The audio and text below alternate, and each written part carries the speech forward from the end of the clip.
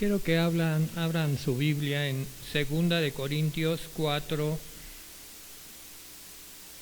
capítulo 4.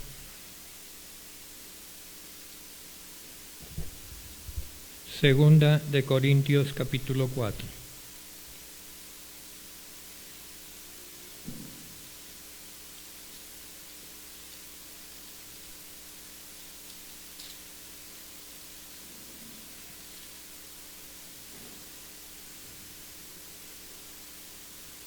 Vamos a iniciar el día de hoy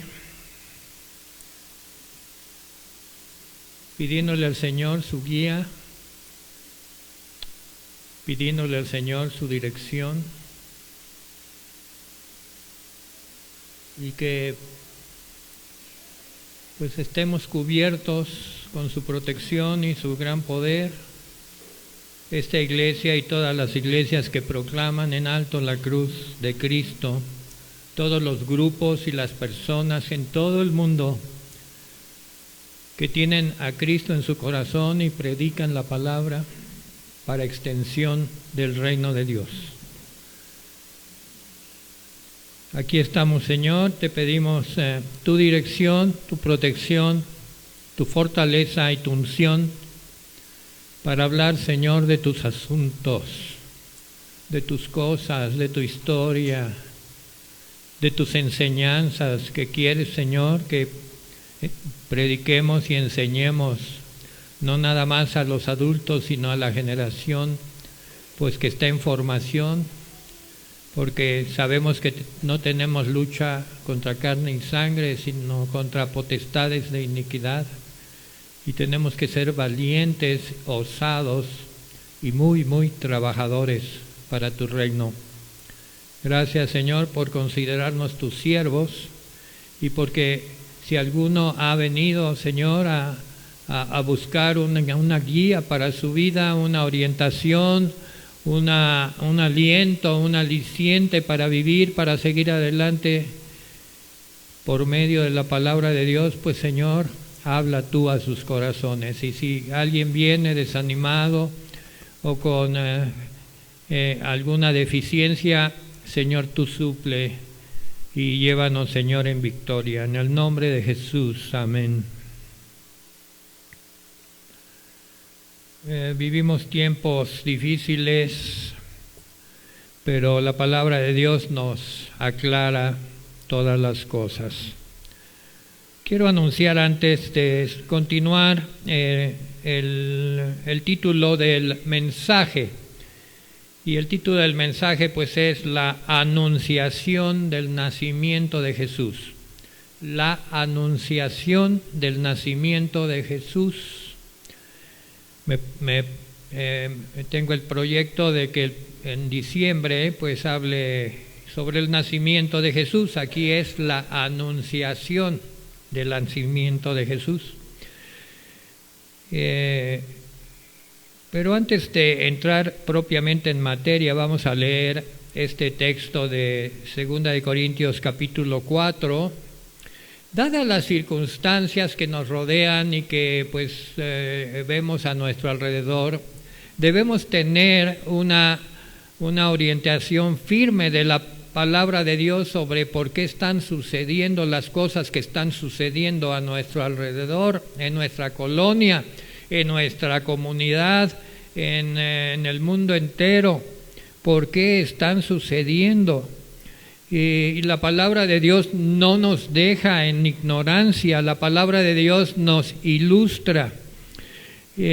Aquí el apóstol Pablo, dirigiéndose a los Corintios en su segunda epístola, que es una epístola donde Pablo abre su corazón y vuelca pues todo lo que él trae de sabiduría y de entendimiento del reino de Dios.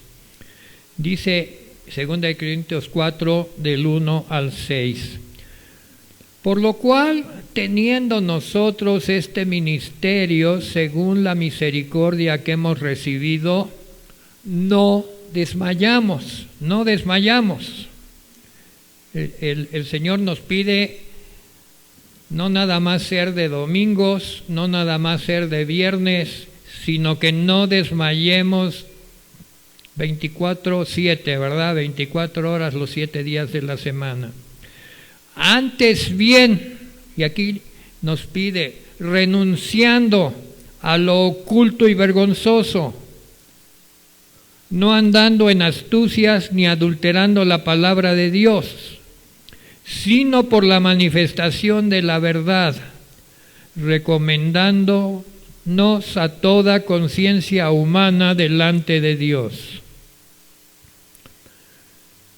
Esta es la actitud que Dios espera de sus hijos, de la iglesia que Cristo levantó con su sangre preciosa. Versículo 3. Pero si nuestro evangelio está aún encubierto entre los que se pierden, está encubierto. Y aquí vamos a encontrar la explicación de por qué están pasando las cosas que están pasando, ¿verdad? Vemos, por ejemplo, que de repente todo mundo se viste pues de fantasma, de diablito, como que entra una ola, ¿verdad?, sobre las poblaciones, y no nada más una, sino a nivel, no sé, mundial, me imagino, pero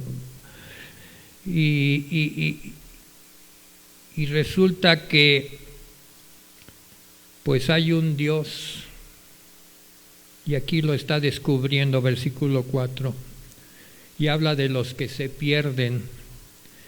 Y sería bueno preguntarle pues a todos los que celebran el Día de los Difuntos, que si saben a dónde se fueron los difuntos que ellos están celebrando, que si saben dónde están. Y la mayoría pues no va a tener ninguna respuesta lógica, ¿verdad? Quizás haya quien diga, bueno, pues es que mi abuelita era una buena persona y seguro que está en un buen lugar. Ah, no, mi fulanito pues no era una buena. Y ya desde aquí están haciendo juicios, pero no saben a ciencia cierta dónde están. Nadie puede asegurar dónde están aquellos a los que están recordando. Y si se les pregunta, ¿y tú sabrías a dónde te vas si ahorita te vas allá, con ese grupo? Muchos tampoco sabrían decir a dónde van. ¿A dónde van? Hubo un rey muy famoso, Enrique VIII, de Inglaterra, que cuando su consejero le preguntó, pues ya estaba muy enfermo, era un rey que padecía ya muchas enfermedades y ya no tenía mucha vida por delante, y le dijo, Rey, ¿a dónde vas? ¿Estás preparado para ese viaje? Un rey que había conquistado lugares y tenía un poder tremendo sobre todo lo que los reyes tienen poder. Y le dijo, me temo, mi amado consejero, que no estoy preparado y ni siquiera sé a dónde voy. Por eso dice que entre los que se pierden está encubierto. Dice, en los cuales, versículo 4, el Dios de este siglo. ¿Y tú sabes quién es el Dios de este siglo? El mismísimo Satanás. Aquí está descubierto, aquí está expuesto, el Dios de este siglo. Cegó el entendimiento de los incrédulos, para que no les resplandezca la luz del Evangelio de la gloria de Cristo, el cual es la imagen de Dios. Y para aquellos que pues estamos enfrascados en la batalla espiritual por las almas, ¿verdad? Cuando nos vemos, hay un ejército de hermanos y hermanas que de lo que hablamos es cómo ganar más almas para Cristo, cómo conquistar áreas, lugares, familias, entidades, las estrategias que el Señor nos puede dar, pues ya sabemos que estamos luchando contra el Dios de este siglo, que tenemos que arrebatarle las almas porque Él ciega el entendimiento de los incrédulos, los ciega para que no les resplandezca la luz del Evangelio, de la gloria de Cristo, el cual es la imagen de Dios. Y dice Pablo, porque no nos predicamos a nosotros mismos. No estamos diciendo, el pastor fulano es el que se lleva las ovejas, o la iglesia sutana es la que está creciendo más. No nos predicamos a nosotros mismos, sino a Jesucristo como Señor, y a nosotros como vuestros siervos, por amor de Jesús. ¿Por qué? Dice el versículo 6 con el cual termina este párrafo tan sublime. Porque Dios, que mandó que de las tinieblas resplandeciese la luz, ¿se acuerdan de Génesis? Cuando Dios dijo, hágase la luz. ¿Y qué había antes de eso? Tinieblas, puras tinieblas. Imagínense el universo en tinieblas. Y Dios dice, hágase la luz. Y la luz fue hecha. Y empezaron a prenderse los foquitos en el universo, las estrellas. Cuando dijo Dios, hágase la luz, se prendieron las galaxias. Y dejó de ser ese lugar negro, sin luz, para iluminarse. Cuando Dios dijo, hágase la luz, y Dios que mandó que de las tinieblas resplandeciese la luz, es el que resplandeció en nuestros corazones, para iluminación del conocimiento de la gloria de Dios en la faz de Jesucristo. Señor, gracias porque pues nos explicas de qué se trata todo, de qué se trata la batalla por las almas. Señor, estamos contra un enemigo que es el Dios de este siglo, que entorpece, Señor, el conocimiento en las conciencias de los hombres, de las personas, para que no les resplandezca la luz, porque es el rey de las tinieblas, porque él solo en las tinieblas se mueve. Es enemigo de la luz y la luz lo expone, pero lo estamos exponiendo en este momento, Señor. Y estamos pidiéndote, Señor, que las almas puedan ser iluminadas por la luz del Evangelio. Solo tú, Señor, lo puedes hacer. Somos siervos nada más, por amor a Jesús, por amor a Jesús. Gracias, Señor, por esta introducción, en el nombre de Jesús. Amén. Bueno, pues vuelvo a decir, vamos al tema, la anunciación del nacimiento de Jesús. Hay dos personajes principales en este mensaje. Así me lo dio el Señor, así me lo dio el Espíritu. Vas a hablar de dos personajes principales. Por supuesto, a nivel terrenal, los demás son celestiales, pues uno es María, la madre de Jesús. Y el otro me dirán, pues, ¿quién es? El Señor me dijo, vas a hablar del que habla de María. Y el que habla de María es el apóstol, el evangelista Lucas. Voy a empezar hablando un poco de Lucas y por qué está escogido para hablar de María. Lucas fue el único evangelista que no era judío, era griego. Los otros tres, Mateo, Marcos y Juan, pues eran judíos. Pero Lucas no, Lucas era griego, además era médico. Aquí tenemos médicos, estoy viendo a uno muy insigne, te saludo mi hermano. Y Lucas, pues todo cuanto escribió Lucas, lo supo de oídas, porque él pues no era parte de todo este movimiento hasta mucho después. Lo supo por testigos que estuvieron con Cristo, lo supo a través de María, la madre de Jesús, lo supo a través de las historias que le refirieron los discípulos y de los apóstoles.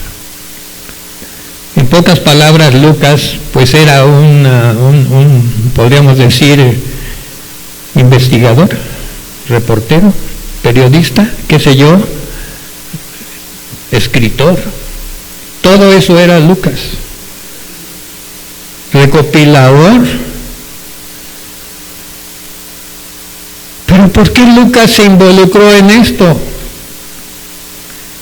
Podemos hacer algunas historias de que, pues, cuando Dios llama a alguien a servirle,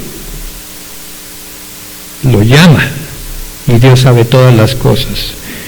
Sabemos algunas cosas de Lucas, ¿verdad? Que su padre de Lucas era muy religioso y era griego, entonces pues él le rendía culto a los dioses griegos y tenían muchos rituales, ¿verdad?, para honrar a los dioses griegos. Pero dentro de todos esos dioses griegos había un dios muy especial que era el Dios no conocido, y los griegos también le rendían culto a ese Dios no conocido. Y cuando el padre de Lucas le rendía culto al Dios no conocido allí en su hogar, lo hacía con una gran reverencia. Y a Lucas se le quedó eso, le impactó, y se quedó, ¿verdad?, de niño, y creció para investigar, pues, quién era ese Dios no conocido. Quizás no lo dice la Biblia, pero estamos pensando cómo Lucas llegó al punto que llegó. Su primera visita a Jerusalén tuvo lugar un año después de la crucifixión. Ya había pasado todo, ya Cristo había muerto, la iglesia había empezado a funcionar, los apóstoles estaban haciendo, Pedro estaba predicando, en fin, estaba la iglesia en marcha. Un año después de la crucifixión, Lucas, siendo gentil, recibió un llamado, una revelación. Y yo te pregunto, ¿por qué estás aquí? Pues estoy seguro que por la misma razón de Lucas, porque un día tú recibiste un llamado, tuviste una revelación. Yo puedo decir que así fue en un momento de mi vida, y no a esa edad, ¿verdad?, de los niños, ya el Señor me estaba preparando, pero yo todavía no acudí al llamado. Ya medio grandecito de edad fue que dije, sí, Señor, te voy a servir. Qué bueno, ¿verdad? Todos tenemos nuestra oportunidad, si es que, y Lucas la tuvo en su momento. Lucas, siendo gentil, recibió un llamado, una revelación. Y cuando decidió servir, pasó tiempos difíciles al inicio con los apóstoles, pues porque decían, este no es judío, es griego, ¿cómo va a ser que empiece a trabajar con nosotros? Y también tuvo problemas con los discípulos de Jerusalén, porque todavía varios de los discípulos de Jesús que predicaban en Jerusalén pensaban y creían que el evangelio era solo para los judíos. Y hubo un tiempo en que hubo una lucha muy fuerte, lucha en el sentido espiritual, por el crecimiento de la iglesia entre estos judíos cristianos, pero cristianos que les llamaban de la circuncisión, todavía querían guardar los ritos judíos, y los que ya se abrían más. Entonces, ¿en qué punto estaba Lucas? Pues donde podía acomodarse y le daban acogida, ¿verdad? Él era muy humilde, y estoy viendo el corazón de Lucas muy humilde, y dice, bueno, yo tengo que aguantar todo para cumplir mi llamado. Sin embargo, tuvo gracia con María, la madre de Jesús, y tuvo grandes pláticas con ella. Y esa es la razón por la que en el Evangelio de Lucas es el que da más detalles de la anunciación del nacimiento de Jesús y de la infancia de Jesús y los primeros milagros de Jesús. Y hay milagros de Jesús y detalles que solo Lucas los narra con mucho detalle. Además he de decirles, si te gusta la buena escritura y la literatura, que Lucas escribe de una manera hermosa. Hermosa. La escritura de Lucas es fluida, es descriptiva y tiene una gran, no estoy haciendo menos a los otros evangelios, pero podemos entender por qué, ¿verdad? Porque él venía a escribir la historia. La historia. Y él se presenta ante nosotros con dos obras: el Evangelio de Lucas, el Santo Evangelio de Lucas, y los Hechos de los Apóstoles. Los escribió Lucas. Esos dos libros fundamentales pues son producto de un hombre que no era judío, pero que tuvo un llamado de servir a Jesús. ¿Por qué? Porque llegó a conocerlo íntimamente. Parece un poco, sin entrar en detalles, lo que le sucedió a Saulo, a Pablo, pero Pablo pues otras características, judío de judíos, etcétera. Conocieron a Jesús por una revelación poderosa. Antes de leer el relato del Evangelio de Lucas al respecto de la anunciación, quiero compartir pensamientos y reflexiones y revelaciones sobre un tema básico y fundamental del Nuevo Testamento y la Biblia, que es la extraordinaria operación del misterio de la piedad.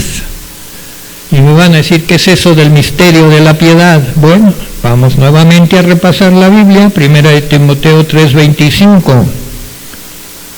1 de Timoteo 3:25. El misterio de la piedad. Todos debemos de saber de qué se trata el misterio de la piedad. 1 de Timoteo 3:25. No, 3:15 y 16, perdón, 3:15 y 16. Para que si tardo sepas cómo debes conducirte en la casa de Dios, le está hablando a Timoteo, que es la iglesia del Dios viviente, columna y baluarte de la verdad. El siguiente: e indiscutiblemente grande es el misterio de la piedad. Dios fue manifestado en carne, justificado en el Espíritu, visto de los ángeles, predicado a los gentiles, creído en el mundo y recibido arriba en gloria. Ese es el misterio de la piedad. Dios fue manifestado en carne. Es un misterio, ¿verdad? Un misterio desde el principio de los principios, que Dios se iba a manifestar en carne. ¿Qué quiere decir? Iba a encarnar en un ser humano. Jesús, Hijo de Dios, vino al mundo a través de una familia. Esta es la primera base. En la mitología griega, oriental, hay historias de los dioses. Ahí lo dejamos y clamamos por aquellos, ¿verdad? Que pues, pero a nosotros nos ha sido revelado que Jesús, el Hijo de Dios, vino a través de una familia. Por eso la familia es tan importante para Dios. Si Dios vino a la tierra en una familia, en el seno de una familia, ¿cómo no va a ser la familia importante para Dios? Claro que lo es. Por medio de una joven mujer, para que se cumpliese la profecía de Isaías 7:14. Si me hacen favor de poner Isaías 7:14.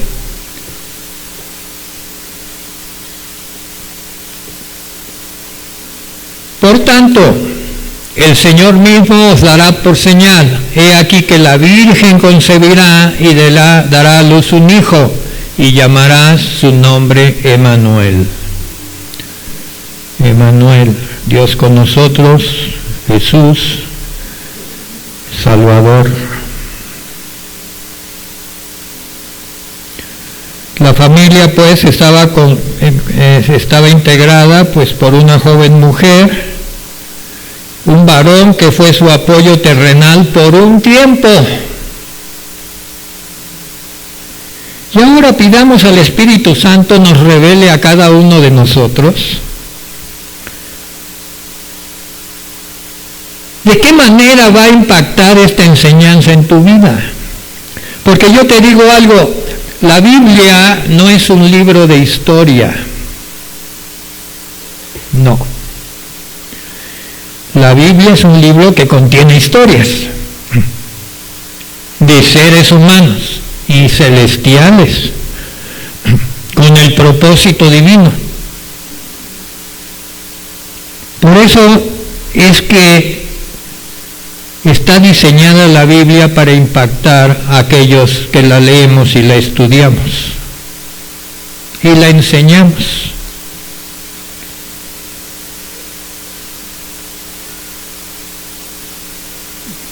Hay libros excelentes de la literatura y por más buenos que sean, pues difícilmente te puedes... Vamos a hacer un círculo de estudio de tal novela. No, ¿verdad? No procede. Pero ¿qué tal si decimos vamos a hacer un círculo de estudio de la Biblia? Sí. Y mucha gente está dispuesta a hacer un círculo de estudio de la Biblia, porque la Biblia tiene historias que nos interesan, que impactan nuestra vida, que están moldeando nuestro carácter, no para ahora y para la eternidad. Todo lo que aprendas tú de la Biblia revelado por el Espíritu Santo no se va a perder. No se va a perder cuando ya tú no tengas conciencia. Ya, miren, uno va envejeciendo y a veces se le olvidan las cosas y yo me pregunto en qué momento se me van a olvidar las citas bíblicas. Cumplí 80, cuando cumpla 90 todavía me acordaré de las citas, a lo mejor ya no, pero en lo profundo de mi ser seguirán. Y si ya doy el paso de que el Señor me llama, me lo llevo todo lo que aprendí de la palabra, porque si algo voy a hablar allá es de lo que aquí aprendí. Entonces sí conviene, ¿verdad? Sí me conviene, porque imagínate que llegas allá y ¿de qué vas a platicar? ¿De tus riquezas? ¿De tus títulos honoríficos?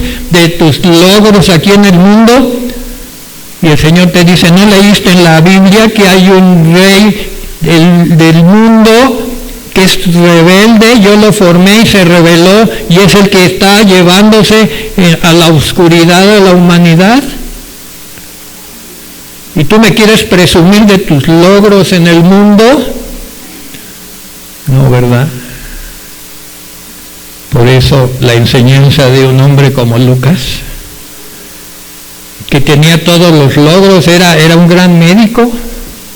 Lucas era un gran médico. Si hubiera dedicado a la medicina, hubiera tenido riquezas, porque tenía todo el conocimiento de la medicina más avanzada de aquella época. Sin embargo, decidió dejar eso para ser un médico de almas y de cuerpos enfermos enfermos, porque el cuerpo se enferma por el pecado. Y el alma se enferma por el pecado y necesita ser sanado. Y la única sanidad viene de Cristo, el sanador. Y eso lo descubrió Lucas. Por eso le pedimos al Espíritu Santo revele cómo está impactando en cada uno estas enseñanzas, ¿verdad?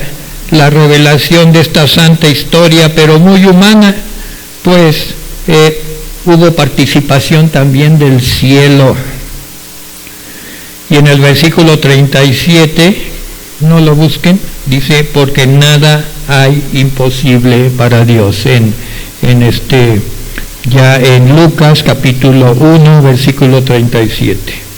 Al adentrarnos en el relato, es mi súplica al Señor que ponga en nosotros el deseo de unirnos espiritualmente a esa familia de la que estamos hablando, que inició el camino de la salvación por la fe, para crecer y ya no separarnos más. Un día Jesús dijo más adelante, mi madre y mis hermanos son los que hacen la voluntad de mi Padre que está en los cielos. Mateo 12:50. Mi madre y mis hermanos son los que hacen la voluntad de mi Padre que está en los cielos. Vamos a adentrarnos en la personalidad de María. Miriam, en hebreo, la madre de Jesús, que todavía no era la madre de Jesús, en esta historia apenas está. María, al igual que José, eran de la familia de David.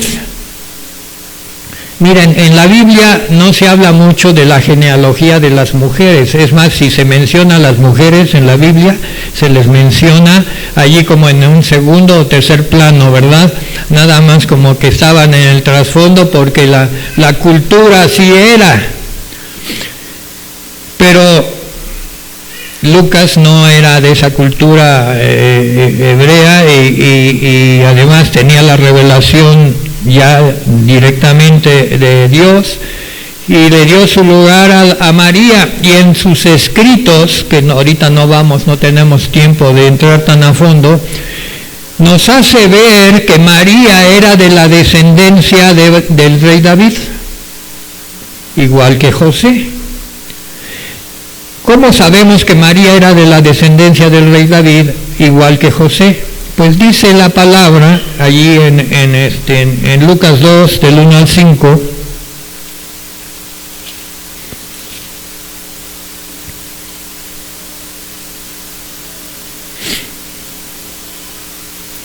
Dice, aconteció en aquellos días que se promulgó un edicto de parte del César Augusto, que todo el mundo fuese empadronado. Esto sí, ya lo saben, ¿verdad? Se lee todas las Navidades. El primer censo se hizo siendo Cirenio gobernador de Siria. Iban todos para ser empadronados, cada uno a su ciudad. Amén. ¿A dónde iban para empadronarse? A la ciudad de donde era tu familia. Y José subió de Galilea, Nazaret, a Judea, a la ciudad de David, que se llama Belén, por cuanto era de la casa y familia de David, para ser empadronado con María su mujer. Ahí está el secreto. ¿De dónde era María? También, como José, era de Belén, de la ciudad de David. Por lo tanto, María era de la descendencia de David, del rey David. Además, Lucas, si eres un super investigador de la palabra, habla de una genealogía de Jesús que es diferente a la genealogía que presenta Mateo. Mateo hace pasar a la familia de David y después Salomón y después el hijo de Salomón y ahí todos los reyes que hubo en Judea. unos muy perversos y muy malos, y se fueron desviando. Sin embargo, Lucas investigó otra genealogía, el rey David, y luego la herencia del rey David a través de su hijo Natán. ¿A que no habían oído de Natán? No. Sin embargo, Lucas presenta la genealogía del rey David hasta Jesús a través de Natán, el hijo de David, del cual no se sabe cosas terribles ni malas, y fue escogido pues para que de allí viniera la descendencia de Jesús. No vino a través de Salomón la descendencia de Jesús, fíjense. Y las razones son obvias, sino vino a través de Natán, el hijo de David. David tuvo muchos hijos, sí, lo puedo decir.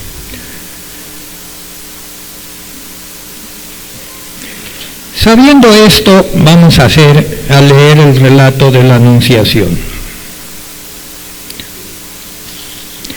Lucas 1, 26 al 38. Lucas capítulo 1, 26 al 38. Al sexto mes, el ángel Gabriel fue enviado por Dios a una ciudad de Galilea llamada Nazaret.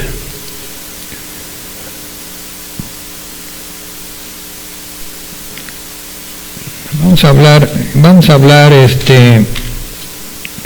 no tenemos tiempo de ir muy en orden, así es que vamos a ir comentando en el momento que vamos leyendo. Ángel.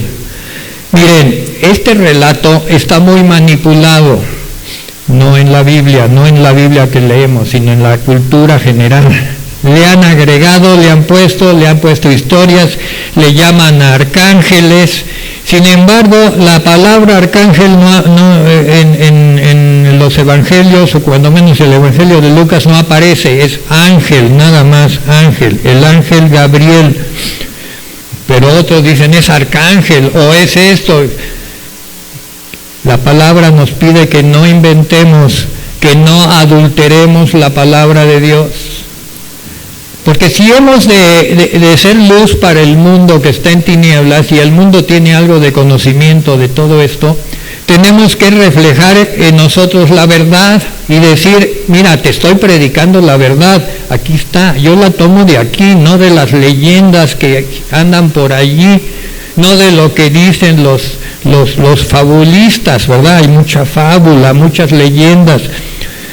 Dice que es un ángel y se llama Gabriel y fue enviado por Dios a Nazaret, a una virgen desposada con un varón que se llamaba José, de la casa de David, y el nombre de la virgen era María.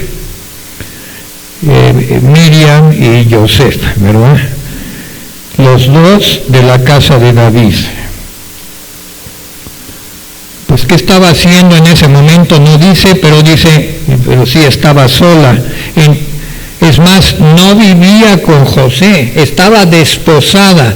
En la cultura judía primero se desposaban y pasaba un año o dos para que se casaran, o ya estaba como quien dice pedida y dada, ¿no? O sea, en nuestra cultura, ¿no? Decimos, ya está pedida y dada, todavía no se la lleva, pero ya se arreglaron, ya. Entró el ángel donde ella estaba y dijo, salve, muy favorecida, el Señor es contigo, bendita tú entre las mujeres. Todavía no le decía ni por qué, ni cuándo, ni qué, pero ya la estaba bendiciendo un ángel directamente de Dios, ¿verdad? Gabriel, el emisario de Dios. Mas ella, cuando le vio, no dice cuál era la apariencia del ángel, pero debió de haber sido impresionante. Tampoco se desmayó, lo cual nos habla de que ella tenía entereza, carácter, aguantó la presencia del ángel. Tampoco se puso a llorar, tampoco la emoción la dominó. Todo eso lo aclaro porque yo quiero que no solo los varones, sino las mujeres vean este prototipo que nos presenta la Biblia. Una mujer con gran entereza y muy joven, no necesita ser ya, porque muchas mujeres dicen, bueno, ya cuando estés grande y todo, ya vas a tener carácter y ya vas a tener experiencia. Pero María era joven, muy joven. No puedo decir la edad, pero dice que joven. Sí se turbó por las palabras y pensaba que salutación era eso. O sea, pensaba, no le ganaron las emociones, pensaba. Mujeres, hay que pensar, aquí está. Hay que pensar. ¿Qué salutación era esa? Un ángel diciendo esas cosas. Entonces el ángel le dijo, María, no temas. Siempre que viene un mensaje del cielo para ti, para mí, para quien sea, nos debe de traer paz. Nunca angustia, nunca desazón, siempre paz. Porque aquellos que buscan a Dios, Dios los busca para bien. María, no temas, porque has hallado gracia delante de Dios. Y yo estuve meditando qué significa esta frase, has hallado gracia. Bueno, mientras más estudia uno de la gracia, pues más misterio, ¿verdad?, se revela. La gracia de Dios es como la corona de Dios. ¿Por qué? Porque es la manera que Dios obra con aquellos que no merecemos nada, pero Dios quiere dárnoslo por gracia. Dios puede hacerlo. Nadie puede justificarse delante de Dios, porque nuestras obras no son perfectas, somos pecadores. Pero por gracia Dios nos considera. Si algo recibes de Dios no es por tus méritos, es por gracia. Venía un hermano a darle gracias a Dios porque ha recibido muchos beneficios, y pues yo lo que le digo a él y le digo a todos es que si algo tenemos no es porque nos lo hemos ganado, sino por gracia. Y entonces lo que le dice el ángel es que María halló gracia delante de Dios. Se ha querido edificar una personalidad de María porque en el contexto popular, la religión popular la ha llevado a niveles. Pero vayamos a la palabra y vamos edificando nuestro propio concepto a partir de la palabra. María necesitó la gracia de Dios. Amén. Y esto es una frase muy profunda que a muchos les chocaría, porque la han llevado a una altura. Ella necesitó la gracia de Dios y la halló. ¿Por qué? Pues por la soberanía de Dios, no por méritos, sino porque a Dios le plació escogerla. María, no temas, porque has hallado gracia delante de Dios. Y ahora ya es una acción, concebirás en tu vientre. Aquí hay 3 mandatos, instrucciones precisas de Dios. Concebirás en tu vientre, darás a luz un hijo y llamarás su nombre Jesús. Son 3 cosas diferentes: concebir en el vientre, dar a luz y ponerle nombre, lo cual quiere decir que lo iba a cuidar y con todos los cuidados que requiere un niño. El versículo es breve, pero tiene mucho contenido. Concebir en su vientre, dar a luz y darle una identidad a ese niño que viene. Ponerle nombre a un niño en la cultura hebrea era darle una personalidad. Casi siempre le ponían el nombre del padre, que se parezca al padre, o para no ofender al papá, ¿verdad? Le ponemos el nombre del papá y pues el pobre niño pues se llevaba toda la personalidad, lo bueno y lo malo del papá, ¿no? Pero aquí el nombre hablaba del oficio, Jesús, que significa Salvador. Y en el texto de Isaías, Emmanuel, Dios con nosotros. Dios salva. Dios con nosotros, Dios salva, Dios vino a salvar. En un niño, esa carga tan hermosa pero tan fuerte, era todo un paquete.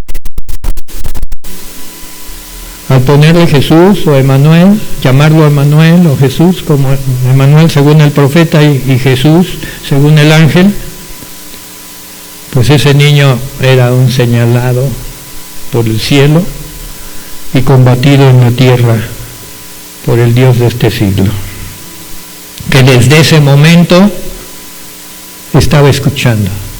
Yo creo que esa conversación no la escuchó, estaba guardada, la de Gabriel con María. Entonces María dijo al ángel, bueno, ya con la presentación de Jesús se dedica a hablar de Jesús, Gabriel. El niño, será grande, o sea, llegará a su madurez, será llamado Hijo del Altísimo.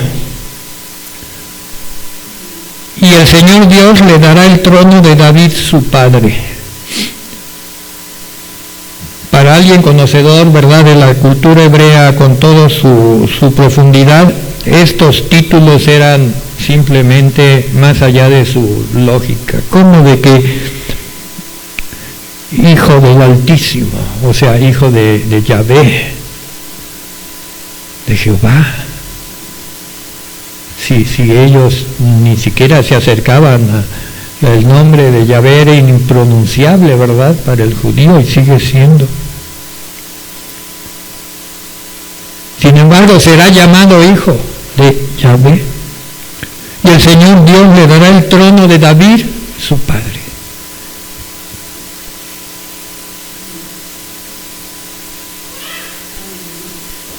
Y ese era el título del Mesías, el Hijo de David. Y reinará sobre la casa de Jacob para siempre, y su reino no tendrá fin. Definitivamente era el Mesías que había de venir a reinar sobre este mundo en poder y gloria. Entonces María dijo al ángel, ¿cómo será esto? Pues no conozco varón. Respondiendo el ángel le dijo, hay dos instrucciones aquí. Fíjense que no la dejó sin respuesta. Qué hermoso es Dios, ¿verdad? Le plantea un reto a María, una mujer joven. No se ha derrumbado María, no se ha puesto histérica. No, Señor, no quiero, yo no estoy lista, esto, lo otro. No, ya me puse nerviosa. ¿Cómo? ¿Cuándo? ¿Qué? No.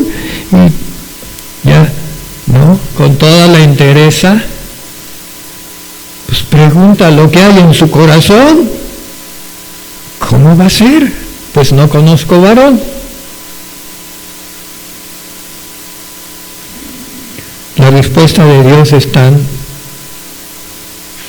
bella que toma en consideración la delicadeza de esa joven mujer, su alma tan delicada, tan pura, y le dice: mira, María, el Espíritu Santo vendrá sobre ti. Ella, antes de esto, era muy poco lo que sabía del Espíritu Santo, porque los judíos pues no estudiaban eso, y si bien ella era de la familia de David, pues tampoco iba a la sinagoga donde los maestros enseñaban algo de las Escrituras, porque las mujeres no eran admitidas en la sinagoga.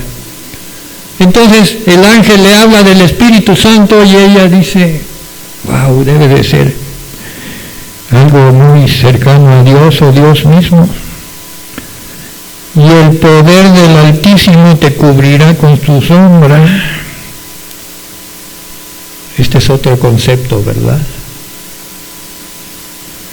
Podríamos pasarnos horas y horas hablando de estos dos conceptos.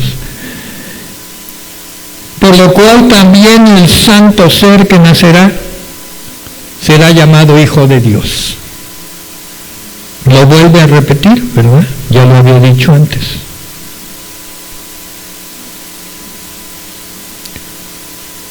Y le agrega un detalle más de su pariente Elizabeth. Ella también, versículo 36, ha concebido hijo en su vejez, aunque María era joven, pero también ha concebido un hijo, pero no, y este es el 6º mes para ella, la que llamamos estéril. Yo creo que esto lo mencionó, claro, tenía su propósito de que se fueran a ver y tuvieran tiempo juntas, pero para darle a María, abrirle la fe de que esto sí era posible. Si ya su tía o su parienta Elizabeth, que todos sabían que era vieja y estéril, iba a tener un hijo, pues también ella, que no se había casado sin conocer varón, pues por un misterio de un Dios que ella apenas estaba conociendo en toda su plenitud, pues sí podía ser posible. Y entonces el ángel le confirma eso con una frase, versículo 37, que no debemos olvidar y debe ser nuestra espada para combatir, porque nada hay imposible para Dios.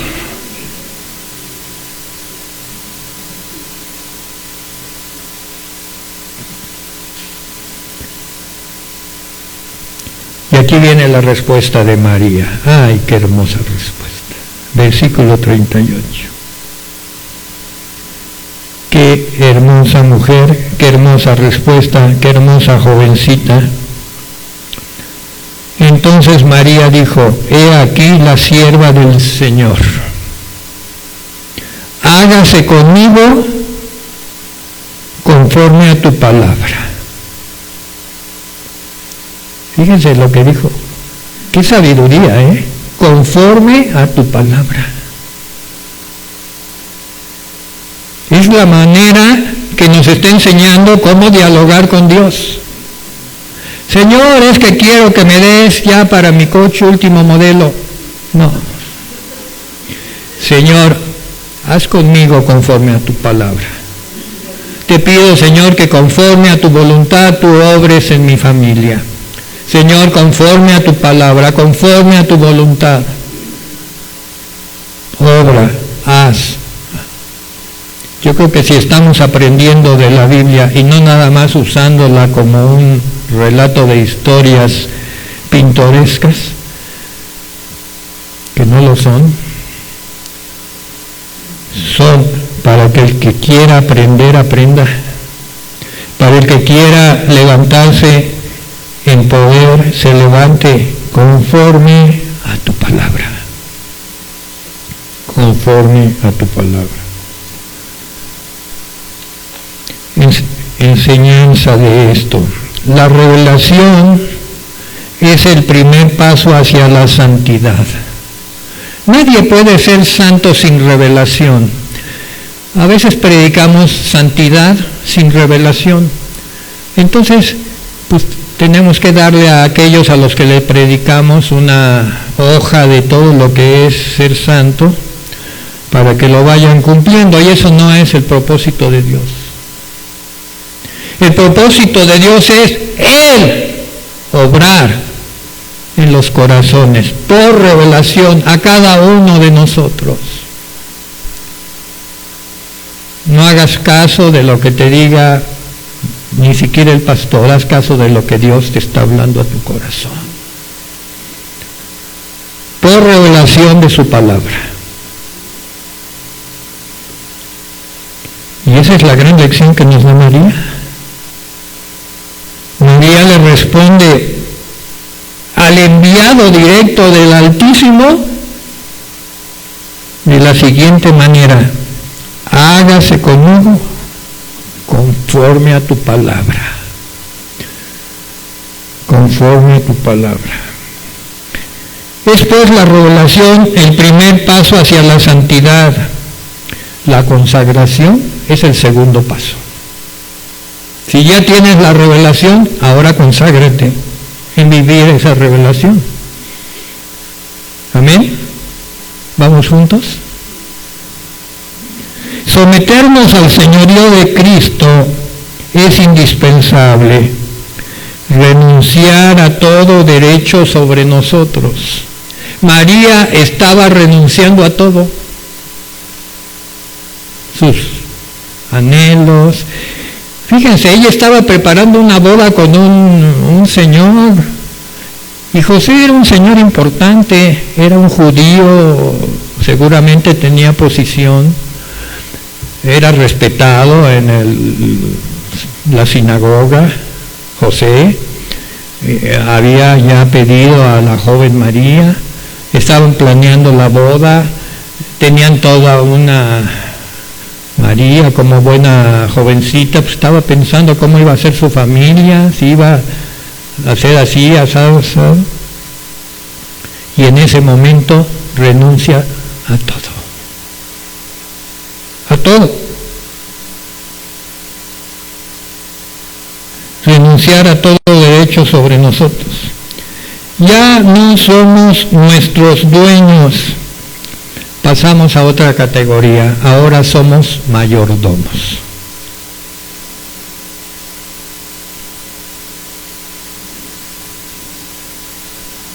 Mayordomos. Ya no eres tú propietario, el propietario es el Señor, tú nada más eres el que cuida la propiedad, el que dirige, el que agrega o quita, según la voluntad del dueño. Solo cuando el señorío de Cristo se establezca en nuestro corazón, podrá el Espíritu Santo operar con eficacia en nosotros. Por eso fue tan importante que María dijera eso, porque era necesario que el Espíritu Santo tomara control de ella. Total control de María, para que la sombra del Omnipotente descendiera sobre María y la gestara con un hijo. Porque el santo hijo que nacía era hijo de María, pero hijo del Altísimo. Y aquí vemos que pues el Espíritu Santo tenía... ¿Por qué fue primero el Espíritu Santo? Porque dijo, primero el Espíritu Santo toma el control y luego viene la sombra del Omnipotente sobre ti. ¿Estamos aprendiendo?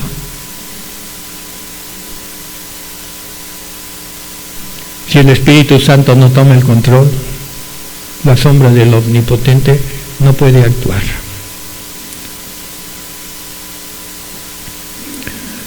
Conclusión, María le entregó todo y solo así cumplió el mandato del Señor. Y la historia dice que acompañó a su hijo hasta la cruz.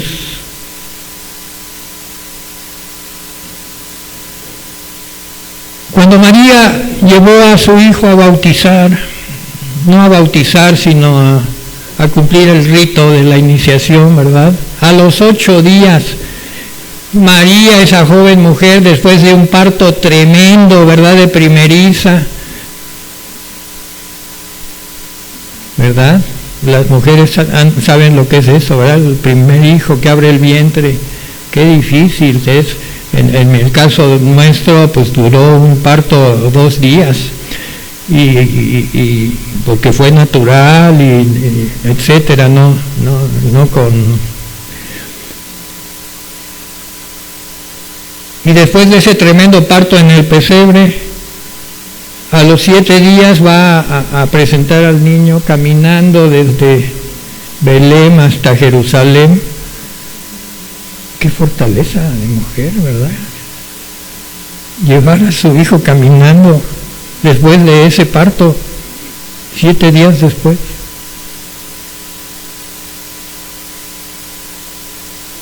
Para recibir la profecía de Ana y el otro profeta que estaba allí, que profetizó sobre el niño.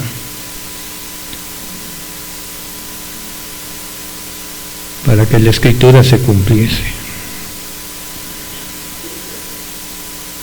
Y recibió una profecía que le dijeron: por ese niño tu alma y tu corazón será traspasado de dolor. Y esto ocurrió cuando lo acompañó a la cruz. Y una madre ver morir en esas condiciones a su hijo, con su corazón traspasado.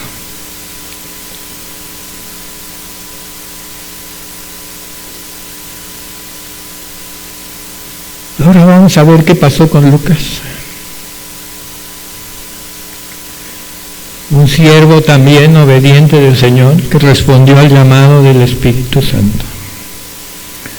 Pues Lucas, que tuvo problemas para empezar su ministerio, porque pues él quería conocer las historias, quería hacer los escritos lo más fieles posibles, y tenía que trabajar lo que había que trabajar para hacerlo. Ahora cuando lean Lucas lo van a leer con mucho cuidado y mucho amor, ¿verdad? Como toda la Biblia. Pues allí en Colosenses 4:14 nos habla de Lucas muchos años después. Acompañó a Pablo. No era un escritor de escritorio, no. Lucas andaba en la acción. Lucas andaba ayudando en todo lo que podía. Se fue con Pablo, viajó con Pablo,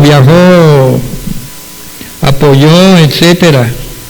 Allí en Colosenses 4:14 dice Pablo, ya para terminar su epístola: os saluda Lucas, el médico amado. ¿Verdad?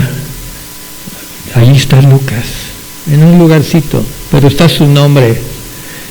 Entonces decimos, Lucas no nada más fue un escritor, un reportero, ¿verdad? Es como esos reporteros que hablan de la guerra y hablan de las hambrunas en tal lugar, pero nunca van desde su escritorio, ¿verdad? Nunca se despegan de su noticiero, ¿verdad? Pero allí les llega todo y lo dicen. No, Lucas no era de esos. Lucas iba al lugar de la acción y hacía lo posible por ayudar, por cooperar. Y en otro lado, en 2 de Timoteo 4:11, es la mayor distinción que alguien puede tener. Que Pablo escriba de ti y diga, Pablo, allí en 2 de Timoteo, pues está, fíjense, 2 de Timoteo, pues es la última en el orden de las 3 epístolas. Todos han olvidado a Pablo, está solo, Está esperando que Timoteo lo encuentre. Pablo está solo. Sin embargo, dice 2 de Timoteo 4:11, solo Lucas. Bueno, leamos desde el 9. Procura venir pronto a verme, porque Demas me ha desamparado, amando este mundo, se ha ido a Tesalónica. Crescente se fue a Galacia, Tito se fue a Dalmacia. Y dice Pablo, solo Lucas está conmigo. Qué entrega, ¿verdad?, de Lucas. Así como María. Por eso el Señor me los puso juntos, para discernirlo y llevar el mensaje. Solo Lucas está conmigo.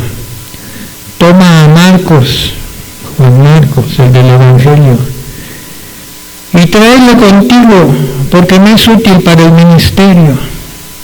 Había tenido una fricción Pablo con Marcos, pero dice, tráemelo de todos modos, me es útil. Amén.